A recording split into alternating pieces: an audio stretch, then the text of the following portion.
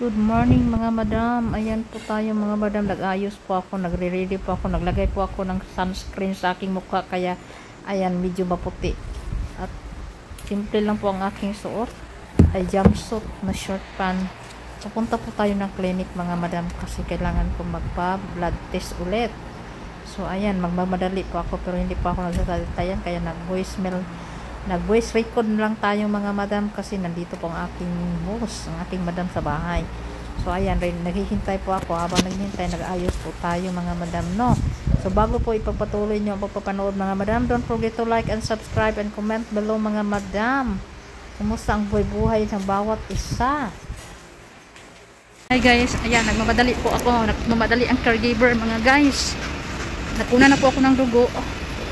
At saka bago ako uuwi, dadaan muna ako sa grocery store kasi may bibilhin po ako na personal things para sa aking sarili doon kasi matagal-tagal pa ako bago makalabas. So ngayon, umuwi lang saglit si madam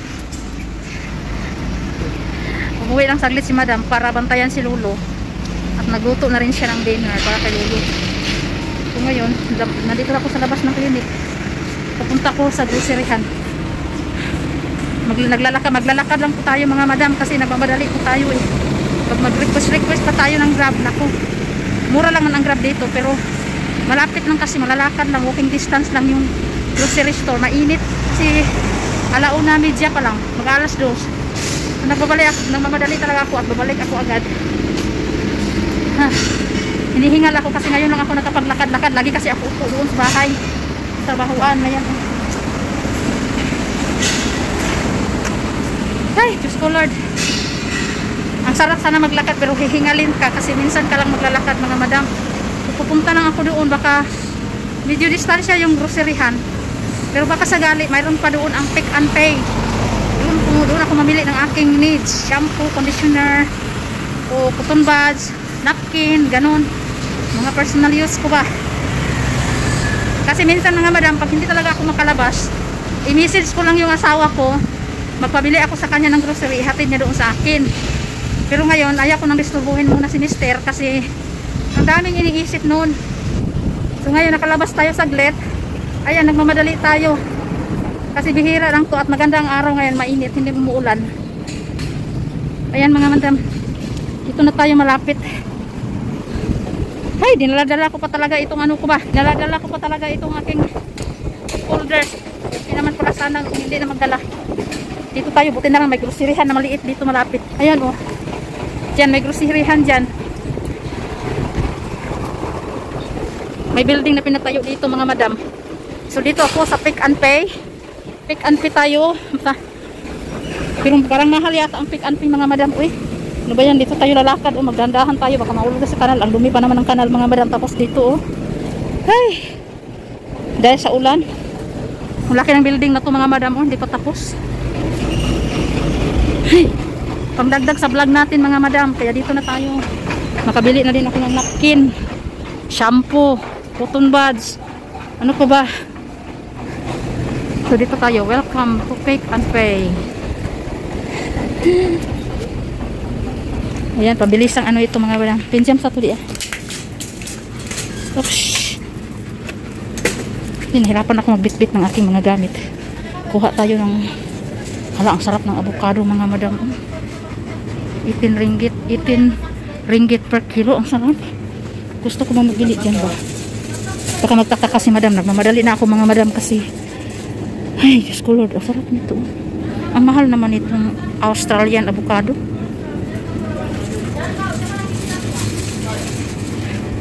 Yan. Daming mga gulay dito. Kompleto na dito mga madam. Pero hindi po ito ang sadya natin. Ang sarap bumibili. Iba talaga iba talaga pag bihira na lang tayo makalabas ng bahay ba. Namimiss ko tuloy mang grocery mga madam. Ay nako, sa isang buwan, isang beses lang ako makalabas. Minsan 2 beses. Kaya siguraduhin ko na makukuha ko na yung aking mga kailangan.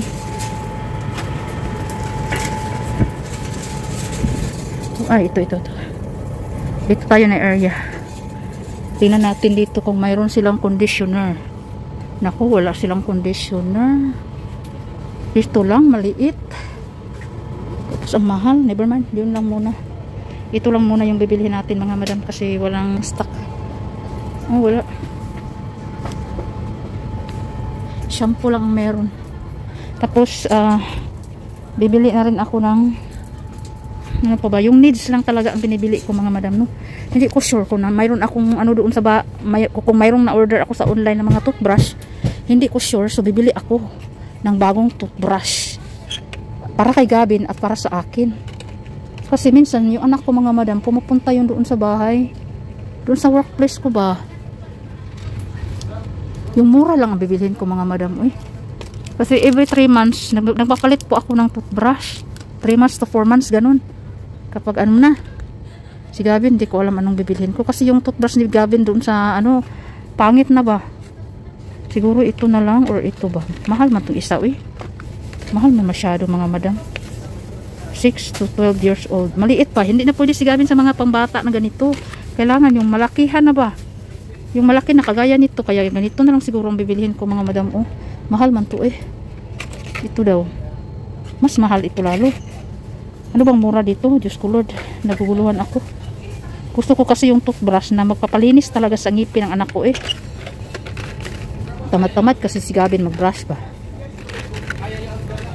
Ay, hindi ko alam. Naguguluhan talaga ako, mga madam. Ay, ano ba talaga, eh. Ito ko yung may lagayan. Ay, ito na lang siguro kay Gavin. Pero may toothpaste na siyang kasama. Marami pa yung toothpaste niya doon. Ito na lang yung kay Gavin. Bahala na mahal. Tapos yung sa akin, marami pa naman akong toothpaste doon. Bakit puro purple ito? Eh, purple na yung luma ako, eh. Purple pa rin. Ah, ito mas mura. Ah, ito na lang mga madam. Mura siya. 2 ringgit. Walang ibang kulay, eh. Ito na lang yung bibilhin ko kasi murang-mura lang mga madam. Hindi na natin kailangan magbili ng mahal, eh. At ito naman, morning kiss na to. Naguguluhan ako sa pambata talaga mga madam. Bibilihin ko na lang ito, eh. 2 na lang kay Gavin yung isa. Kasi gusto ko makasave talaga mga madam. Ayaw ko naman magastos-gastos kasi matagal pa po yung sahod ko. Tapos hindi pa tayo na nako, pag lagi tayong gastos-gastos, wala na talagang ipon mga madam. So ngayon bibili ako ng ganito isa mga madam kasi namimiss ko. Bihira. Once a year lang ako bihira lang ako makalabas. Kasi malapit na din ang Friday. So si Gavin, pupunta na yun sa akin. Kaya bibilhan ko na din siya ng mga crackers. Pag ganito talaga mga madam, no, matagal ako makapagpili. Kasi ano ako, eh, talagang matagal ako mamili ba. Kasi hindi ko kabisado yung mga ano dito, mga chicherya na yan. Hindi ko sila kabisado. Kasi hindi kami mahilig kumakain ng mga chicherya. Ito na lang, bibili ako ng 2 nito. Ay, nasaan na yung ano ko? Ay, ito pala. Ano ba yan? Uy, tanga-tanga man ako, eh. Ano pa ba yung napkin? Oo, napkin pala. Sana may napkin dito, panty liner. Yung ang pinaka-importante, mga madam. Saan na yun? Hirap maghanap. Ay, ito. Ito banda yung mga napkin. Yung napkin pa naman na ginagamit ko is ano, yung mahal man dito mga madam. Uy, 12 midnights. Ito na lang siguro mga madam. Uy, no choice tayo kasi matagal pa naman ako reglahin. Next month pa naman pero bibili na ako. Tapos panty liner. Gusto ko sana yung mayroong mentol. Kaso wala man dito. Natanggal na yung ano ko. Nasira na yung damit ko mga madam.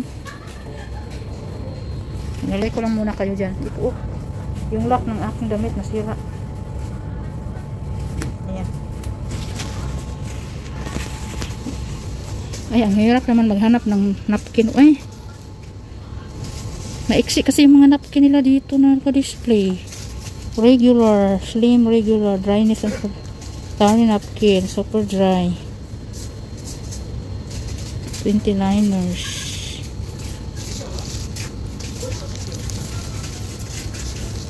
Ay, hindi na lang muna ako bibili.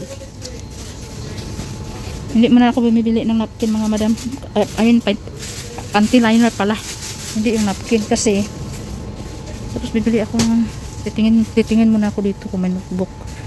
Meron namang notebook pero bill book.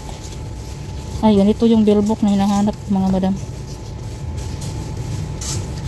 para sa aking munting negosyo. Receipt book. Ayan, receipt. Ito naman bill book. Mayroon ding maliit. Ayan. Ito na lang. Bibili pa ako ng bill book para sa ating munting negosyo, para kasi minsan mayroong manghihingi ng mga resibo. Wala kayong resibo. So ayan mga madam, bumili na rin ako ng cotton buds. Kasi pag makati yung aking tainga, ayan, cotton buds agad. Kasi masakit pag idaliriin natin mga madam. Ay, mga ice cream mga madam, matagal na ako hindi nakakain yan. Namimiss ko ng grocery ng kasama ang pamilya, mga anak na makukulit. Ayan, binalikan po talaga dito para hindi ako magsisisi ba sa napkin. Ayan, ito po yung napili natin nga groceries. Wala naman siguro pang iba mga madam. Ayan, wala na. Nandito yung mga perfume, pambata. Maliit lang kasi ito na groceryhan mga madam, kaya wala po sila masyadong mga mga benta-benta masyado. Pero pang lang, pang basic needs lang, ganun. Yung pangangailangan mo lang talaga dito mayroon. Ayan. Tapos dito yung mga chichirya ulit.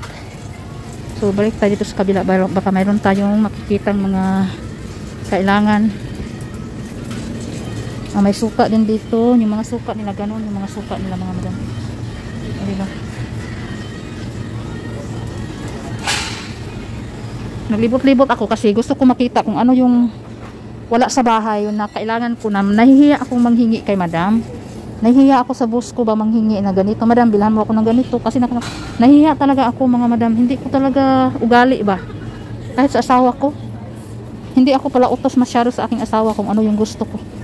Kasi pag mayroon akong pera, bumibili ako kusa. Pumupunta ako sa shopping mall, sa groceryhan. Ako mismo ang naghahanap. Ito mga madam, magbili ako. May sounds pa naman dito Ay, may ganitong bread. Gusto ko ganitong bread. Butter. Bihira lang naman din ako kumakain mga madam na ganito. Croissant, chocolate. Ayan ko ng mga madam, tapos na po ako nagbayad ng aking mga nabibiling grocery at ang nababayaran ko ay 45 ringgit. So 45 ringgit is equivalent to around 500 pesos.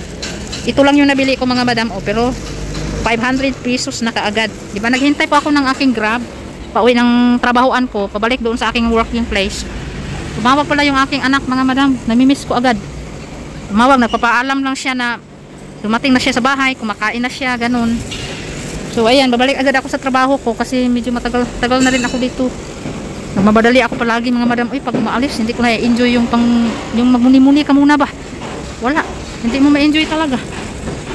So dito tayo kasi ang clinic nandun lang sa unahan, doon banda. Sa likuran ng building na to, clinic na pinupuntahan ko, Loyang Clinic. So dito lang tayo, buti na lang talaga may malapit na groceryhan dito, yung pick and pin na yan. So ayan, nabili ko na yung mga kailangan ko, yung wala sa bahay, maliban lang sa panty liner. So wala, mayroon pa naman ako natira doon konti. Budgetin ko na lang yun hanggang July. Kasi July pa ako mag off day ulit ng isang araw para mauwian ko yung bahay ba. Makalinis man lang ako. So nandito na yung Grab ko mga madam, kaya see you to the next episode ng ating kwento-kwento, ating buhay dito sa Kuta Kinabalu, buhay caregiver. Laging nagmamadali, ang ingay ng building kasi may nagtatrabaho doon sa taas Ayan.